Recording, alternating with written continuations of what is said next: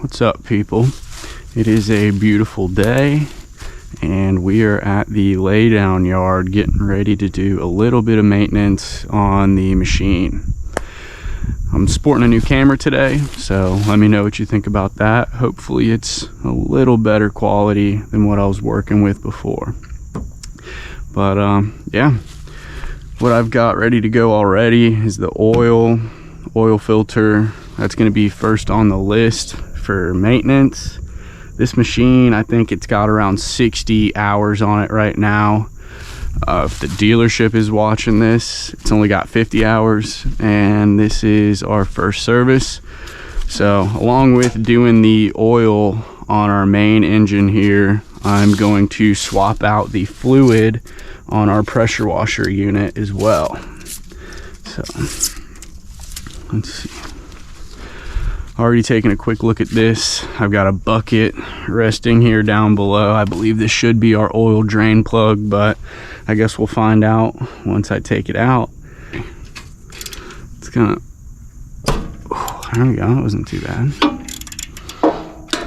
So let's see. Guess we'll get my water bottle ready to go. I'm not gonna have a lot of room in there. Get this thing close to coming off.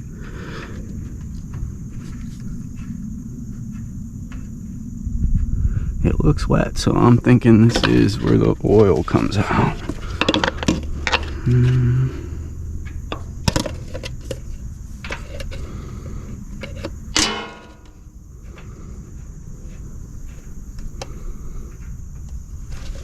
Hopefully you guys can see this.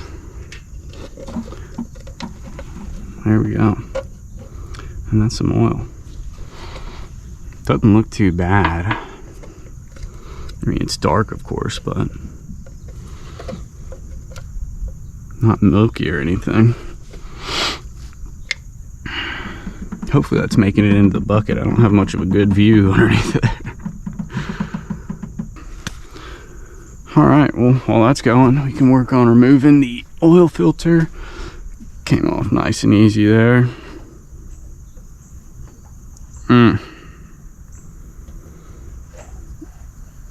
Getting it all over the place.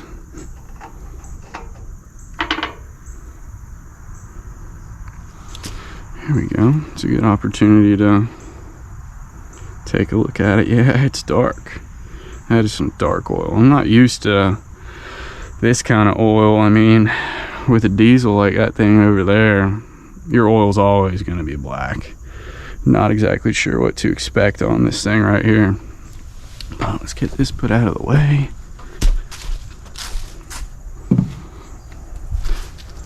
Just like any other oil change job, make sure you got some paper towels on the ready.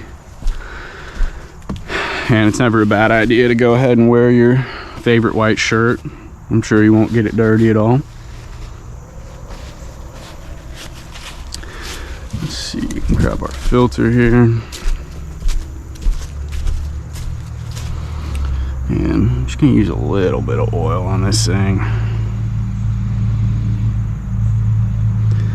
Definitely not looking to soak it, but get it a little bit slick.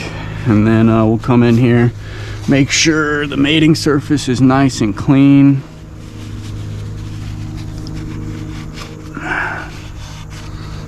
Clean everything off. And we'll get this new filter dropped right on there.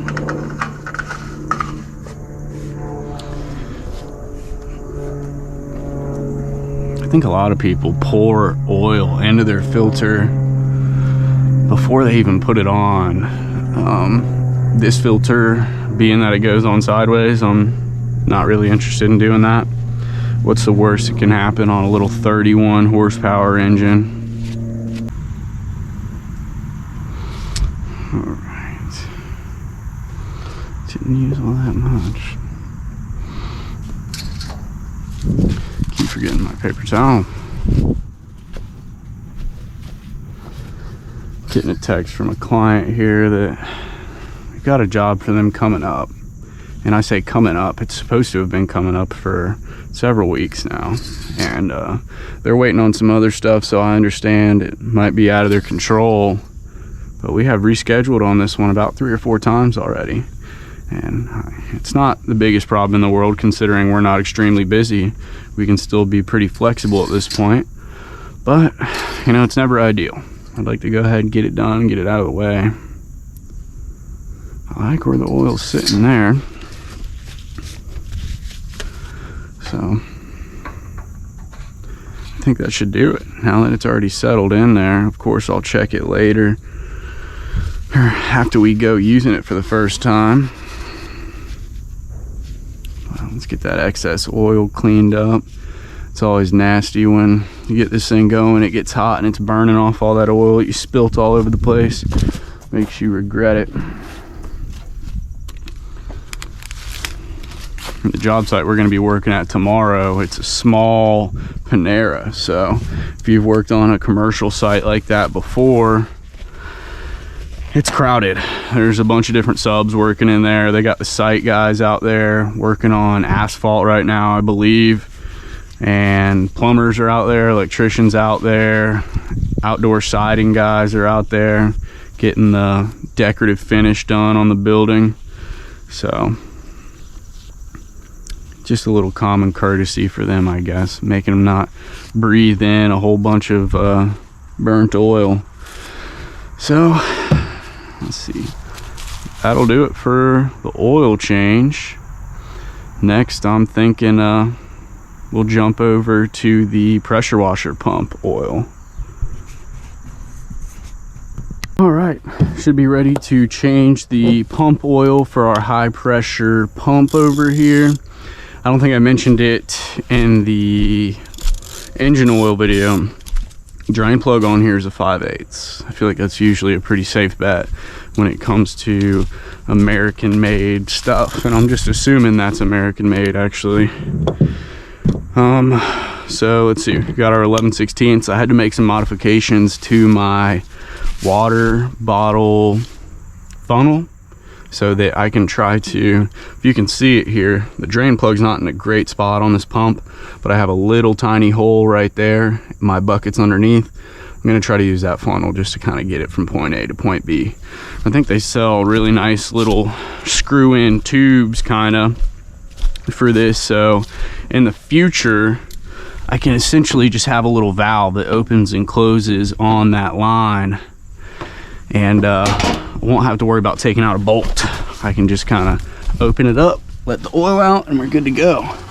Get my bucket a little further underneath there, check it from the top, make sure that should be good.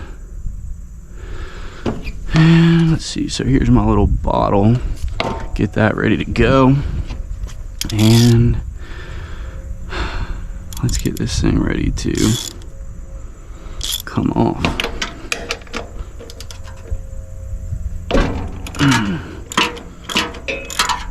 Hopefully you guys can see this down here. Got her loosened up pretty good. Not nearly as loose as I thought, apparently. Give that a couple more turns.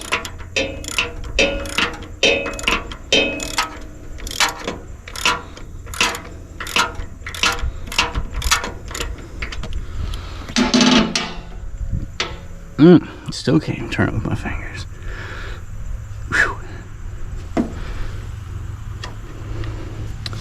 All right, she's close to coming out. Get my little funnel ready to go. Ooh, that's milky.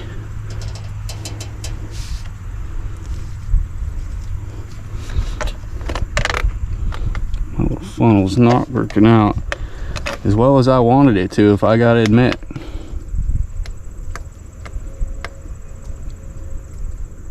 All right, we've got all the oil drained out of our high pressure pump. I'm not gonna lie, I made an absolute mess here. Don't listen to me with the little water bottle funnel idea. You definitely need one of those little extra lengths of hoses that can screw in there. But the thing is, even if you have that, you've got to make a mess at least once. That's the funny part. I mean, I guess you could take the whole pump off, but then you got to worry about getting it right, tensioning it on the belt again. I mean, I don't know. But yeah, made a mess, got the plug back in, tighten that up, and we'll add some more oil.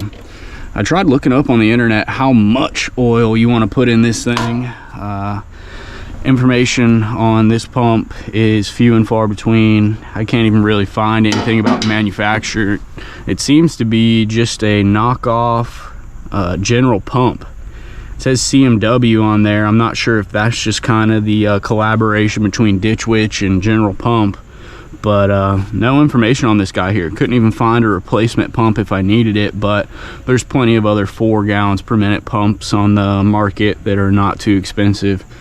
So much like the engine, we're just going to be guessing on how much oil to put in here. It's got a little sight glass on the side, tells you exactly where you want to be, but it's also got a dipstick, so it can't be all that hard. So we'll get that out of the way. Gonna rock it without the funnel again, because I never learned my lesson. Bust that. One cool thing, just got a text from a guy. Don't really know him too well. He went to a high school close to mine. We had a bunch of mutual friends, you could say, but he saw what I was doing. I've been following him on Instagram for a little bit, and he said that his uncle is a pretty big developer in one of our neighboring counties, so he's going to try to make that introduction for me, which, you know, you never know. Could be the next big thing for you. I'm aware of the company. We used to use their hauling company back in the day at the grading and utilities company I worked for. I know they're pretty big, so very excited about that. And it's also just awesome that, you know, somebody would reach out and be willing to help somebody like that. He's got his own business, so I'm sure he knows how it is. You know, you meet one of the right people and it could open up a bunch of doors for you. So super thankful for that. If he ends up watching this, I appreciate it, man. But we're just gonna put a whole one of these in here. Buying this oil, I just looked up on the internet and saw what other 4 gallon per minute pumps we're using as far as oil volume, quantity, and I hope I bought enough. Can't imagine this pump would really require all that much. It's a tiny little thing, bigger than the one you probably have for your house. I hate things that have plastic threads. It's a nightmare. I'm always worried I'm gonna go cross threading something. Seems to be going on there pretty easy, and then it gets much tougher to spin, which is very weird. And then it got easier again, which usually means you cross threaded it and just took the threads right off of her, but we'll see. Now it's tough again. I'm gonna have to get a flashlight to look through that little sight glass there, because it is far too dark over here. I don't know if you're supposed to thread this thing in when we're using it as a dipstick, but I can tell there is plenty on there. Let's get my little flashlight so I can look through that sight glass. This new camera I've got here is significantly heavier than the last GoPro I had, and I can feel it on my hard hat, to say the least. Got the old GoPro sitting right here and a little flashlight.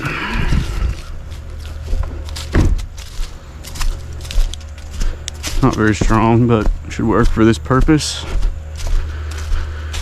And you can't see a freaking thing through that sight glass. You know, what else can you do? Check the dipstick again. Just do that. There is oil all over the dipstick. I may even have too much in there.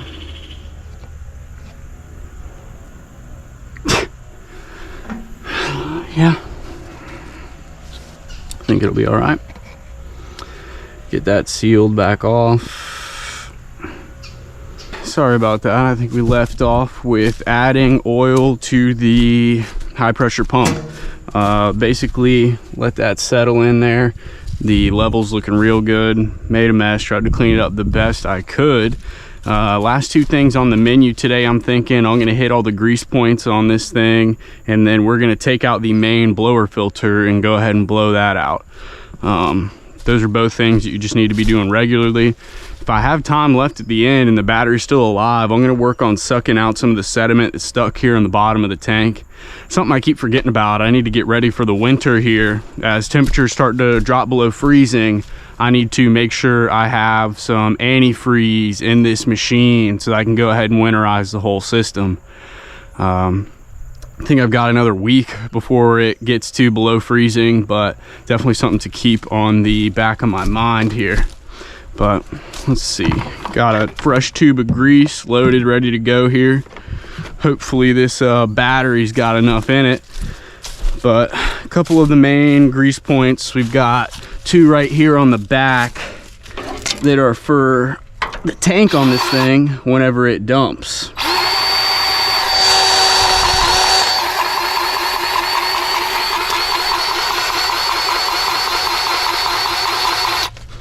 All right, don't want to use too much. You just kind of want to go until you see a little bit of fresh grease popping out of the joints here.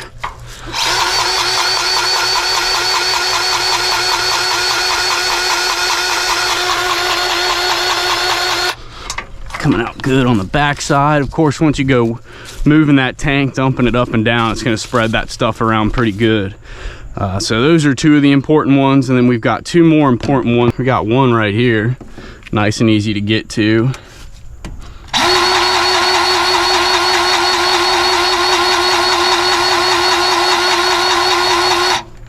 Really not sure how much to put in these because you can't see.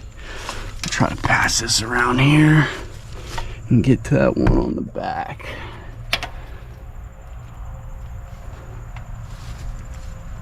All right.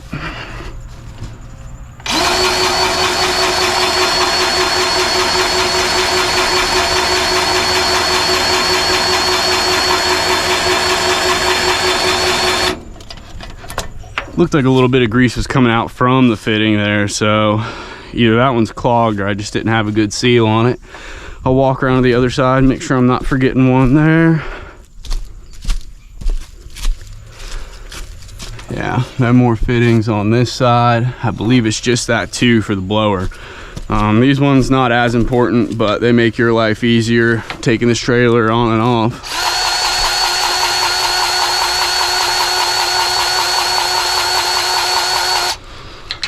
Get a little bit in there.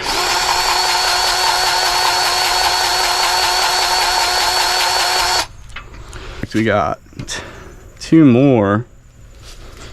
I guess this is technically the real blower. This is what takes the power off the engine and feeds the air to this system. So I think that is more so just for directing the airflow, because this machine is equipped with reverse flow. Whenever you get a clog inside one of your hoses, your best bet is just going to be flip this thing into reverse, and essentially it turns into a pressurized bomb and shoots anything out of the hose that's blocking it. But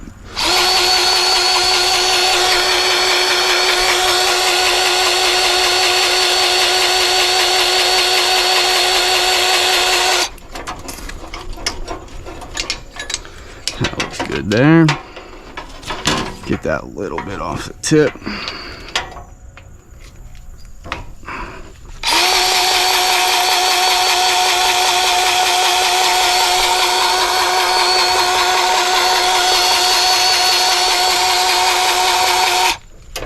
While standing here, I just realized there's a little black wire coming out of this harness where they have it zip tied up and out of the way. I think that might actually be the hour meter if I'm not mistaken. It's wrapped around that spark plug wire, so I guess it just kind of gets a little bit, it gets energized even through the insulator there, and that's what tells that hour meter to go ahead and start counting. similar idea on dirt bikes, something that I'm a little more familiar with. So I got all the greasing done. We'll go ahead and open up our main blower filter.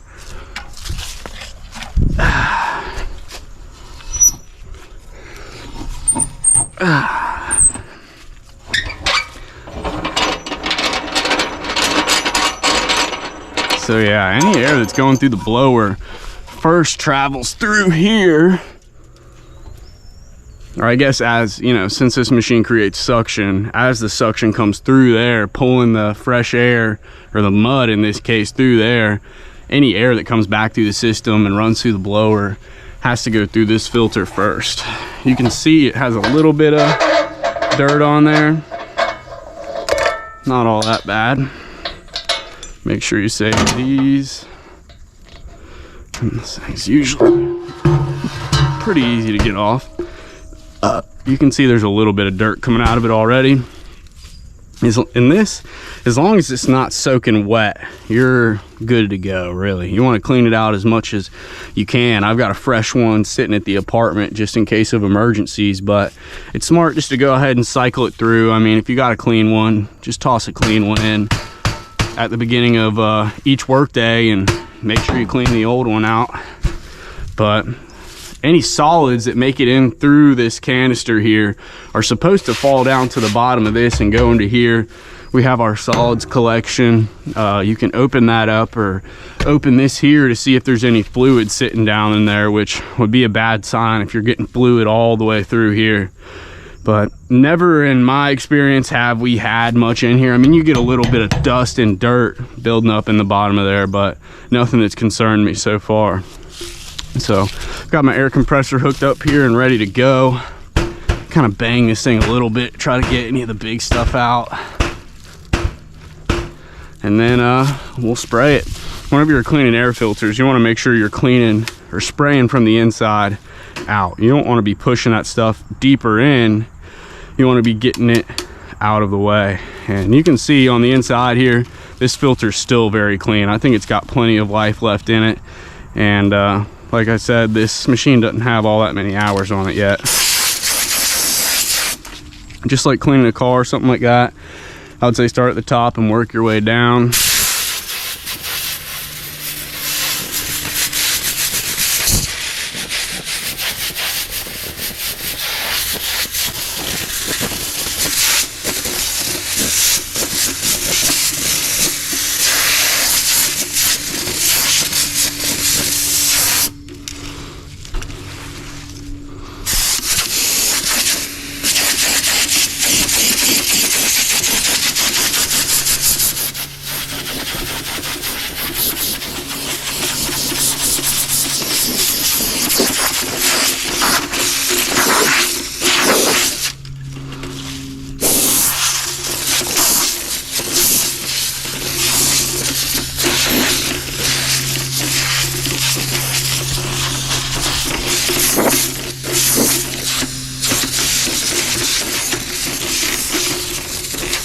All right, well, I'm running out of air. I don't have somewhere to plug that in right now, but give it a couple.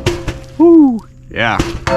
You toss this thing down, you can see how much is in there. Really, this is probably what I should be doing.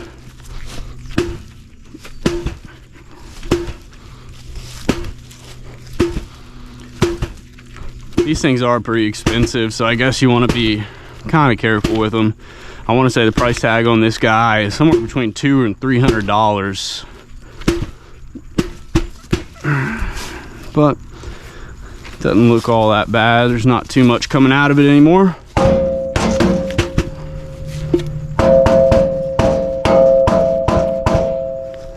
So I'll probably end up throwing that new filter in tomorrow for this job, just so I have that little bit of peace of mind. For the time being, I'm gonna throw this guy back in. Just reversing the process you did to take it out. Get that thing on there good. I love this method, these little wing nuts here. It makes it so easy taking things apart without tools. So I know that's making a good seal. We can close our hatch, get this back up, tighten it down. I've noticed these seals seem a little bit brittle here. They're already cracking in a few spots, but just something to pay attention to. You don't want to tighten it down as much as you possibly can every time. If you're losing enough suction to make a difference, you're going to be able to tell. And at that case, or once you're able to tell, you can go through all the spots on here and just make sure nothing's really leaking. Another quick thing I can do, we'll shut the water off coming from the tank here, and I'm going to open up this filter here. It's just a small screen to catch any big contaminants that make it into your water. You can see, I mean, little bits of sand, maybe some rust flakes, which is not too ideal. All right, well, I'm fighting a dead battery on my camera here. Been trying to do a few things while the camera's charging. Just got our toolbox all organized. A few things that I carry around on this thing regularly. I mean, earplugs, you can't live without them. Gloves definitely come in handy sometimes. I got some extra grease or grease gun. I got a Sawzall, which is nice for cutting up roots when you get into some of those potholing jobs. I've got my impact in here with a 1/4 inch on it. Most of the little bolts on this machine are 1/4 inch. Keep some paint for marking the ground, Sharpies for writing on stakes. You always need some caution tape, especially if you got to leave a hole open and go somewhere else. We also keep our water pump in here. I'll tell you guys some more about that later. You can see I have these two 250-gallon water tanks that I'll put in the bed of my truck, and then I'm able to use one of these small little transfer pumps to move the water from the bed of my truck into our tank here so that we can use it in our sprayer. I think I touched on this in the previous video, but 80 gallons of water is just never enough to be able to fill up this entire spoil tank. So before my battery dies, I'm gonna try to do our last little thing here. Every once in a while, you get some sediment in your water tank. Try to crawl up there. Hopefully you guys have a good view. Get a little bit of sediment down in our tank. Hopefully I'm recording. Get some sediment down in the tank. You don't want that stuff getting into the filter on your water pump. So I'm gonna try to use our high-powered vacuum here to go ahead and suck that little bit of sediment out. So bear with me here while I hook everything up as quickly as possible, as I fumble around with my carabiner here.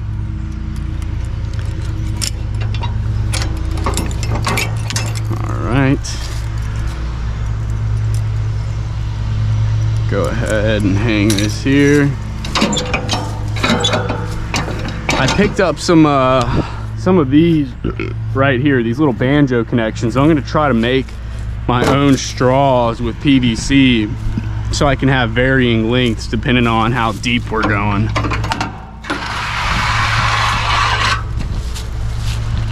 Ooh, we got some dirt left over in this guy from the last one. Look at that. Once that dirt dries on the inside of the pipe, it just falls right out.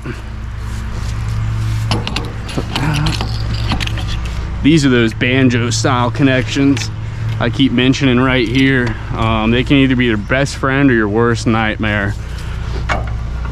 Usually, if you keep them clean, they're not going to give you too many problems. But when you go to connect these together, it can sometimes be a struggle with only one person.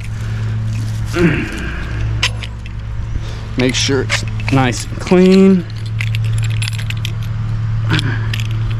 Usually if it doesn't even want to start, that means you've got a problem. Since I'm only doing this little bit though, I'm not going to worry about it. I know that's forming a decent seal. Get this on the end of my tube.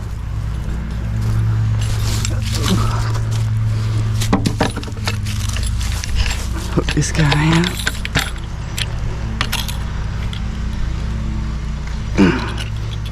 Get that on there. Got our hoses all hooked up and ready to go. So let's see if I can get this little bit out of that tank.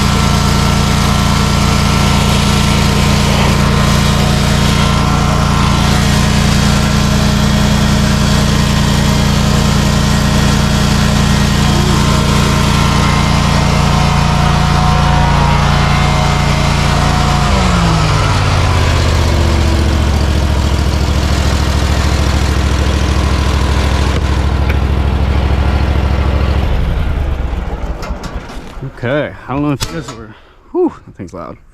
I don't know if you guys were able to see, but looks like we got about 90% of that stuff out of there, so I'm happy with that.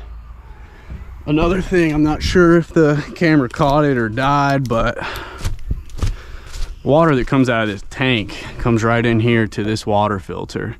It's only kind of a screen meant to get the large pieces of sediment out of there.